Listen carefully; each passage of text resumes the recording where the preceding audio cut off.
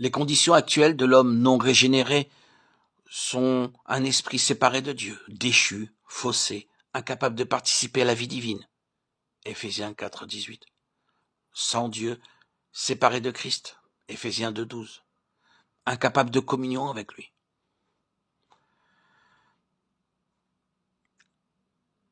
L'homme non régénéré a une âme, une intelligence, une pensée, une volonté, un sentiment de soi, qui peut dominer le corps, mais le plus souvent, asservi par lui. Son corps, qui par ses désirs et ses appétits, domine fréquemment l'âme et l'emprisonne. Bien que mort pour Dieu et dans les ténèbres, l'esprit de l'homme peut cependant déployer une grande activité, comme le peuvent aussi l'âme et le corps. De sorte que des personnes non régénérées peuvent avoir un esprit si puissant que, malgré ces ténèbres, il domine encore sur l'être tout entier.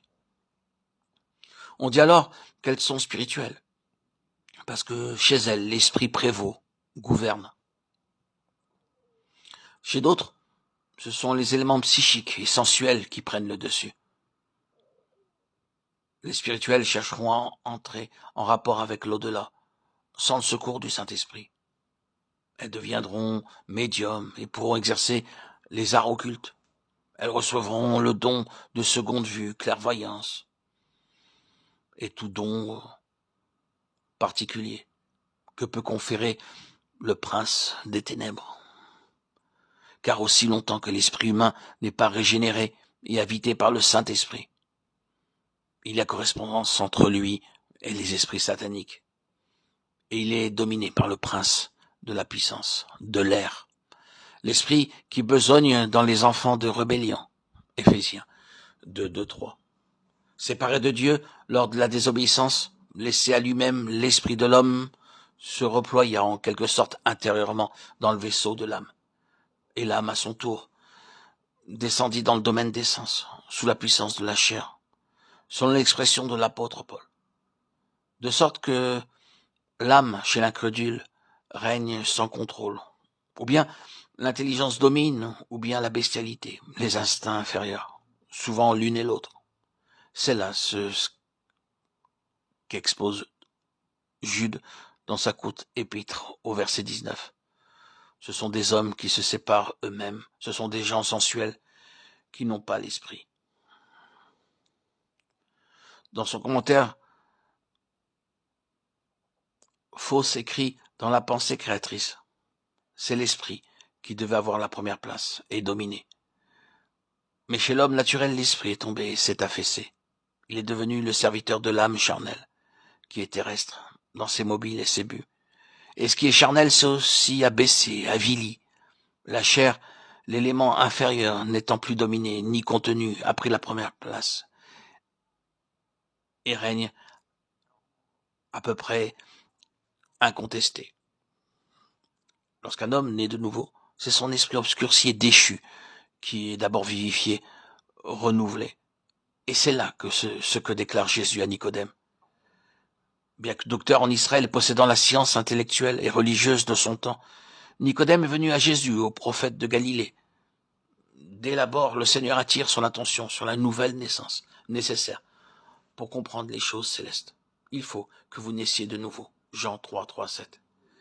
Et plus tard, le Seigneur dit à ses disciples, c'est l'esprit qui vivifie. La chair ne sert de rien. Jean 6, 63. De quelle façon la vie d'en haut atteint-elle l'esprit de l'homme? Nous le savons par les paroles du Seigneur. L'esprit souffle où il veut. Jean 3, 8. Et la cause déterminante de l'action de l'esprit, c'est la mort du Dieu homme sur la croix, à la place de l'homme pécheur, afin que quiconque croit en lui ne périsse point, mais qu'il ait la vie éternelle. Jean 3, 16. La croix est le remède à la chute, remède qui correspond exactement au mal. En mourant sur la croix, Jésus ôte le péché dont il subit le châtiment, et par là, il rend possible le pardon de Dieu. Il ouvre un chemin de salut pour le pécheur, lequel peut désormais échapper, s'il le veut, à l'esclavage de l'âme et de la chair. De sorte que la triple nature de l'homme peut s'édifier à nouveau selon les desseins du Créateur. C'est-à-dire que l'esprit peut dominer et que le corps, l'enveloppe matérielle extérieure peut redevenir le serviteur, l'instrument de l'esprit, par l'intermédiaire de l'âme. De nombreux passages des Écritures nous montrent quel est le chemin du salut. C'est la mort du pécheur avec son Sauveur.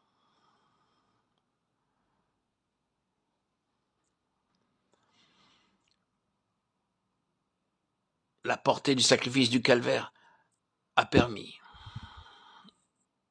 la délivrance de l'homme déchu